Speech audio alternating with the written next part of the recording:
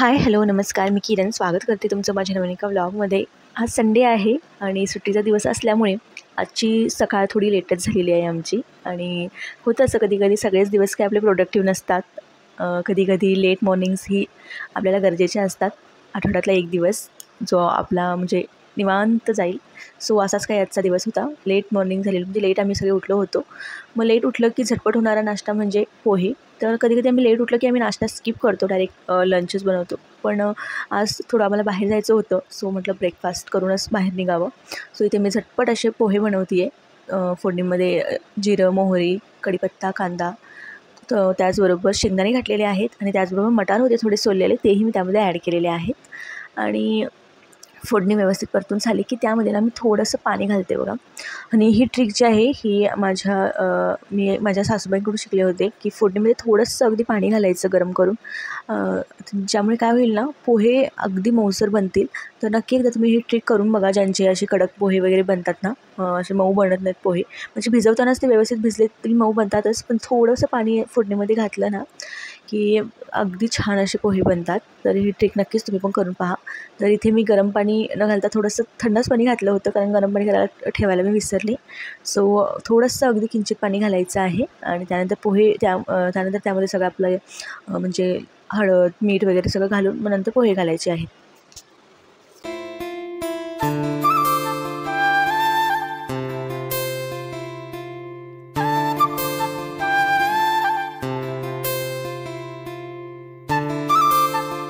तर नाश्त्याला काय बनवायचं हे आपल्या डोक्यामध्ये ना आधीच प्लॅन असतं बघा. म्हणजे आधीच आपण ठरवलेलं असतं की काय बनवायचं आहे नाश्त्याला, पण कधी-कधी ते स्किप होतं. म्हणजे आपण ते काहीच प्लॅन केलेलं नसतं की आता काय बनवायचं किंवा काय, आणि काही अवेलेबलही नसतं किंवा आपल्याला जास्त वेळही नसतो. मग त्यावेळेस अशा प्रकारचे हे ऑप्शन्स आहेत ना, पोहा म्हणा, उपीट म्हणा, हे गुड टू गो ऑप्शन्स आहेत नाश्त्याचे माझ्यासाठी तरी. आणि तुमच्या घरी म्हणजे असं झटपट असं काय बनतं, म्हणजे जेव्हा काहीच ऑप्शन नसतं किंवा मला कुठे जायचं असतं किंवा थोडाच वेळ म्हणजे झटपट बनणारं असं काय बनवायचं असतं, त्यावेळेस तुम्ही काय बनवता नाश्त्याला हे मला कमेंटमध्ये नक्की सांगा. माझ्या घरी तरी पोहे म्हणा किंवा उपीट म्हणा किंवा मग भाकरी वगैरे शिल्लक असल्या तर फोडणीच्या भाकरी किंवा थालीपीठ असं काही पण बनतं. तर तुमच्या घरी काय बनतं, म्हणजे गुड टू गो असं नाश्त्याचं ऑप्शन तुमच्या घरचं काय आहे जे म्हणजे सगळ्यांना आवडतंही, तर ते मला कमेंटमध्ये नक्की सांगा.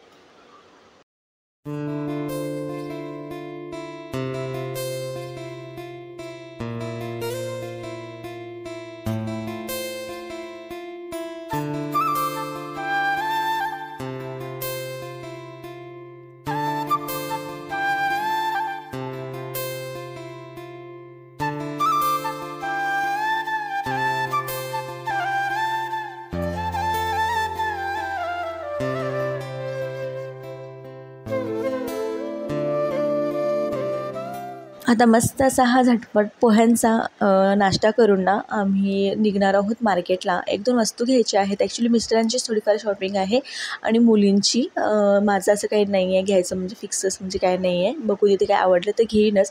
आणि मार्केटला जायचं म्हणजे आम्ही मार्केट म्हणजे विशाल मार्टला मोस्टली जातो. आणि विशाल मार्टमध्ये ना जायचं असेल ना, मुलींची एक्साइटमेंट इतकी असते, त्यांना काही घेऊ अगर न घेऊ पण त्यांची एक्साइटमेंट खूप जास्त असते. रुहीच्या फेसवर तुम्ही बघू शकता. तर मी मुलींना थोडेफार पॅन्टीज वगैरे बघितल्या, पण जास्त काही ऑप्शन नव्हते. मला तितकेसे काही आवडले नाहीत. मिस्टरांनी थोडीफार शॉपिंग केली आणि मला फक्त एकच गोष्ट जी आहे भेटली ती म्हणजे हे मिनी डस्टबिन, जे फक्त आणि फक्त 80 रुपयाला मला भेटलं. एखाद्या ब्लॉगमध्ये मी तुमच्याशी नक्की ते शेअर करेन. Hello, welcome back. तर आज संडे आहे आणि बॅकग्राऊंडचा आवाज प्लीज जरा इग्नोर करा. ज्याने आमच्या इथे ना गॅस लाईनचे पाईप्स असतात ना, त्याचं ज्याने खोदकाम चाललेलं आहे. सो आताच मी विशाल मार्टला जाऊन आलो आणि स्वयंपाक मी करून गेले होते. नॉर्मल असा स्वयंपाक बनलेला आहे, भात आणि कढी. तर इथं मी ही कढी बनवली आहे आणि इथं मी थोडेसे फिश होते ते फ्राय करते आहे. आणि त्याचबरोबर आता मी इथं थोडे पकोडे बनवणार आहे.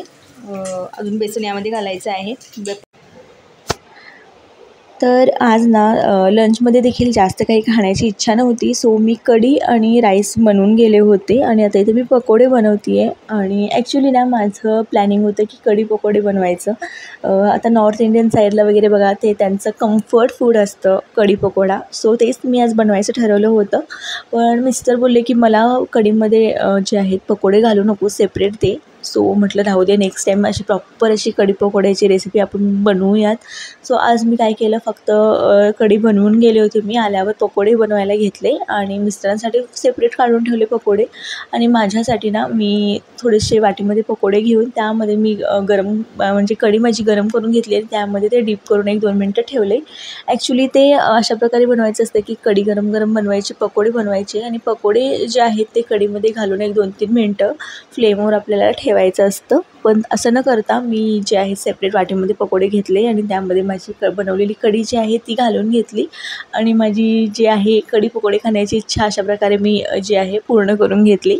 असो नेक्स्ट टाईम प्रॉपर अशी कढी पकोड्याची रेसिपी मी बनवेन आणि तुमच्याशी नक्की शेअर करेन. आणि खरं सांगू 2 ते 3 मिनटंच मी त्या कढीमध्ये ते पकोडे डीप करून ठेवले होते, पण तरी देखील इतकं छान मला वाटलं ना, इतकं म्हणजे खरंच मला आत्ता कळलं की ते त्यांचं कम्फर्ट फूड असं का असतं. म्हणजे नॉर्थ इंडियन साईडला वगैरे भरपूर साईडला बघा मी पाहिलं आहे की त्यांचं कढी पकोडा हे कम्फर्ट फूड असतं आणि आता मला ते कळलं की हां बाबा का कम्फर्ट फूड असतं.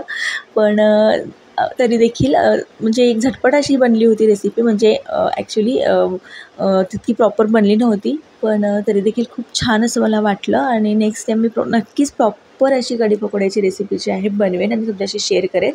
सो आजचं लंच हे अशा प्रकारे होतं, राईस, कढी पकोडा, सलाद आणि फिश.